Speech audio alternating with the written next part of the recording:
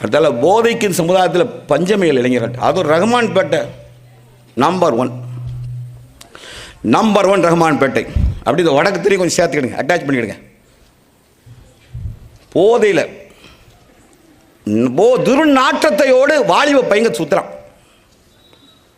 மதுக்கடையில் போய் தைரியமாக டாஸ்மாகில் உட்கார்ந்து ஒருத்தன் குடிக்கிறான், முஸ்லீம் பையங்க குடிக்கிறான். பெற்றோர்கள் ரோல் என்ன?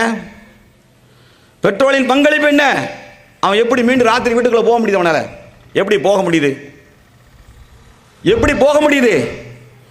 தாயோ தந்தையோ அவனுக்கு சப்போர்ட் வீட்டில் கழுத்து பிடிச்சி வெளியே தள்ளி பாருங்க. தங்கும் இடம் இங்கு கிடையாது, உனக்கு உணவு கிடையாது, நீ அல்லாவுக்கு மாறு செய்கிற, வெளியே போய் என்று தாய் தந்தை என்னைக்கு சொல்லுவானோ அன்னைக்கு 4 நாள் பணியில் தூங்கினா, கொசுக்கடியில் தூங்கினா 5 நாள் புத்தி வரும்.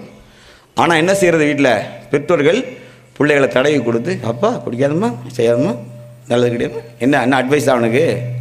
அட்வைஸ் பண்ணி திருக்கிற கண்டிஷனில் உங்கள் மகன் இருக்கானா?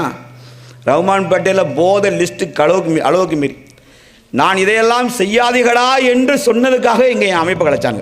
தெரிஞ்சுக்கிடுங்க, நேரடியாக நான் பாதிக்கப்பட்டிருக்கேன். இதில் வேறு எந்த அமைப்படி செய்ய மாட்டான், இருக்கட்டும்மா, என்ன கழுதைய குதிரை இருந்துப்பாம்மா, எனக்கு அவசியம் கிடையாது. ஏன் தெரியுமா? எனக்கு நோக்கம் நான் பழகியவனோடு அவனுடைய நல்ல விஷயத்தில் ஈமானோடு அவனை திருத்த முயற்சி செய்யலன்னு சொன்னால் அல்லாஹ் பொறுப்பாளர்களை விசாரணை செய்வான்.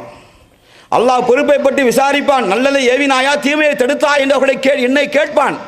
ஆகவே தான் அந்த சகோதரன் மீது நல்ல நம்பி எண்ணத்தில் தான் பீடியை விட்டு மதுவை விட்டு இல்லை என்று சொன்னால் நிர்வாகத்தை கலைப்போம் என்று சொன்னோன்.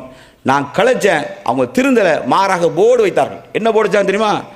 நாங்கள் இப்படித்தான், என்னது யார் எப்படியோ நாங்கள் இப்படித்தான். போர்டு பெரிய ஃப்ளெக்ஸ் போர்டு. உலகத்திலே திமிரு.